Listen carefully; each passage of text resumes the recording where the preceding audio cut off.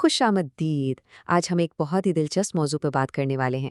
اس تجزیے میں ہم زبور یعنی حضرت داؤد کے مزامیر کو اسلامی نقطۂ نظر سے سمجھنے کی کوشش کریں گے۔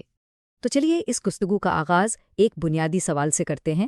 ہم جانتے ہیں کہ تورات، انجیل اور قرآن کے پیروکار کون ہیں، لیکن یہ ایک معمہ سا لگتا ہے کہ زبور کو ماننے والے تاریخ میں کہاں غائب ہو گئے۔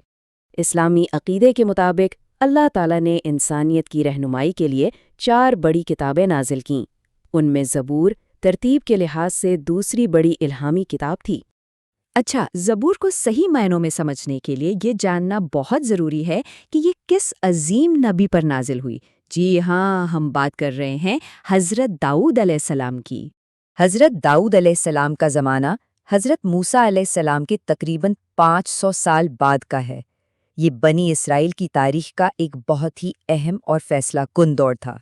حضرت داؤد کا ایک عام چرواہے سے ایک طاقتور بادشاہ بننے کا سفر واقعی ایمان اور شجاعت کی ایک غیر معمولی داستان ہے۔ تو جب حضرت داؤد علیہ السلام کو بادشاہت ملی، اللہ تعالیٰ نے ان پر زبور نازل کی، لیکن یہ کتاب اپنی نوعیت میں تورات سے بہت مختلف تھی۔ اور یہاں آ کر وہی مرکزی سوال پھر سے سامنے آتا ہے کہ اگر بنی اسرائیل کے پاس شریعت اور قانون کے لیے پہلے سے ہی تورات جیسی کتاب موجود تھی تو پھر زبور کے نزول کا خاص مقصد کیا تھا؟ اس کا جواب بہت دلچسپ ہے۔ دیکھیے، تورات ایک شریعت یعنی قانون کی کتاب تھی جس میں معاشرتی اور قانونی احکامات تھے، جبکہ زبور وہ حمد و ثنا کی کتاب تھی۔ اس کا مقصد لوگوں کو اللہ کی بڑائی بیان کرنے اور عبادت کے طریقے سکھانا تھا، نہ کہ کوئی نیا قانون دینا۔ اور یہی وہ کلیدی نقطہ ہے جو اس راز سے پردہ اٹھاتا ہے کہ زبوری نام کا کوئی الگ مذہبی گروہ کیوں موجود نہیں ہے۔ وہ لوگ دراصل تورات کے ہی پیروکار تھے، بس اپنی عبادات اور مناجات کے لیے زبور کا استعمال کرتے تھے۔ لیکن بات صرف یہیں تک محدود نہیں ہے۔ ماخذ کے مطابق زبور میں صرف حمد و ثنا ہی نہیں بلکہ ایک بہت اہم اور گہری پیشین گوئی بھی ملتی ہے۔ زبور نمبر 118 کی یہ مشہور آیت ایک کلیدی پیشین گوئی کے طور پر بیان کی جاتی ہے۔ اب سوال یہ پیدا ہوتا ہے کہ یہ رد کیا گیا پتھر کون ہے؟ اس ماخذ کی تشریح کے مطابق یہ کسی ایک شخص کی طرف اشارہ نہیں بلکہ ایک پوری قوم کی طرف ہے، یعنی حضرت ابراہیم کے دوسرے بیٹے حضرت اسماعیل کی اولاد۔